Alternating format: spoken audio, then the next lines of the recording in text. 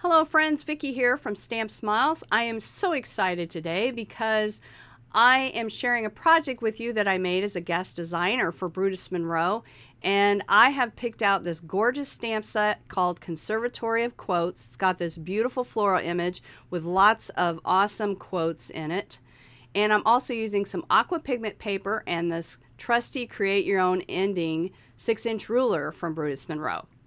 This aqua pigment paper is awesome and it is absolutely perfect to use with the aqua pigments, which I love from Brutus Monroe. I think I have every color that was ever made from Brutus Monroe. Now, to do my technique for my card, I wanted to make sure that the panel that I'm doing the technique in fits exactly the size of the floral image in the stamp. So I'm kind of sizing it up, and I'm using some of the whiter purple tape and my glass mat grid so that I can kind of line it up and make it as evenly as possible so that I still have the white border around the edges of the panel, but it still fits with the image too. As you can see, I'm kind of lining it up to make sure it's okay, and it works. So to begin the technique, I am using a Jennifer McGuire technique, and I will link to her video up in the corner. But I have taken a couple of folded baby wipes and placed that over top of the Brutus Monroe ruler. And now I'm going to take a rubber band and I'm just going to wrap it around there. I'm kind of off camera there a little bit, but I'm just wrapping it around the lengthwise of the ruler to secure it in place while I do this technique. So I wanted to do a rainbow color because who doesn't love rainbows, right? So I've taken all of the rainbow colors from Brutus Monroe and aqua pigments, red, orange, yellow, green, and blue. And I'm also going to go over it with this gorgeous pearl shimmery Brutus Monroe aqua pigment too.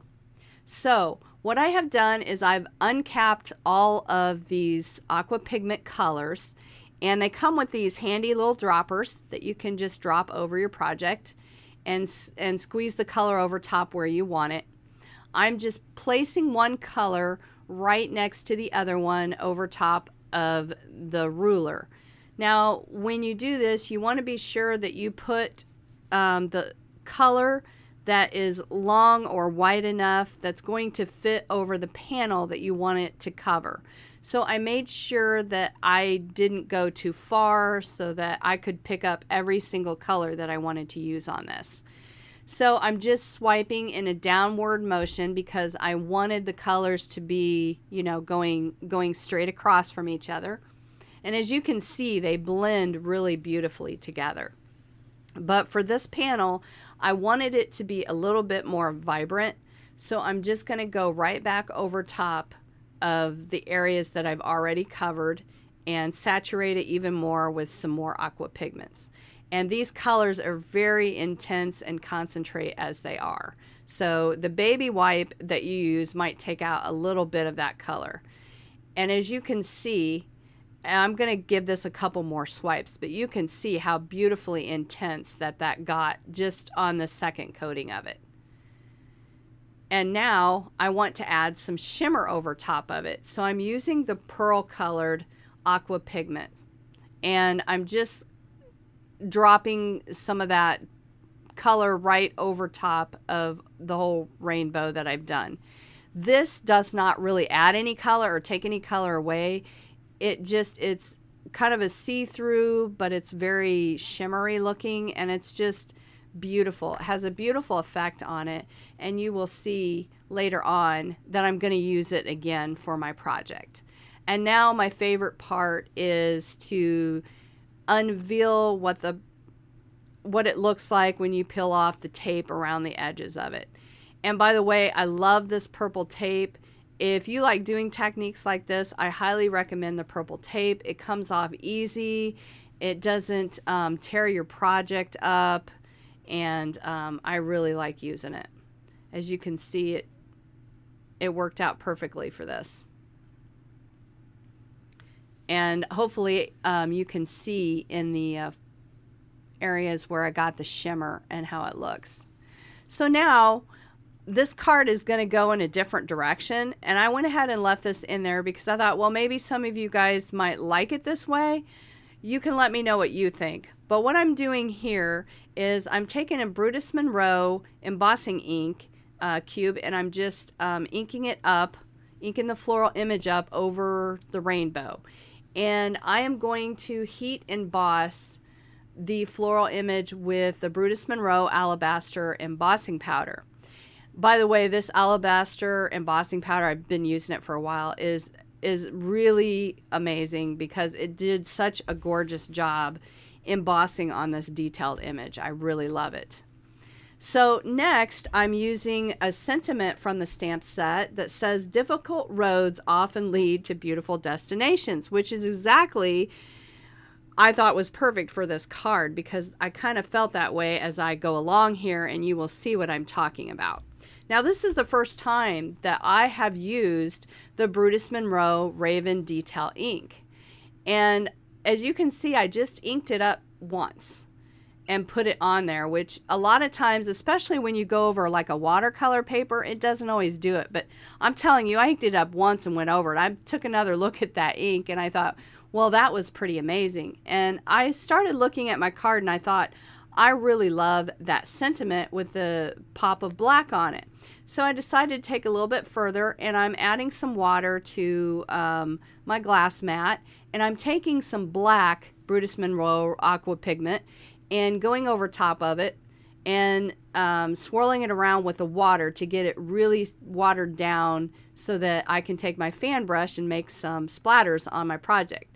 You always want to take it off of your project first before you go to your project to do it. And I didn't want to overdo it, so I decided to stop right there and set it aside to let it dry.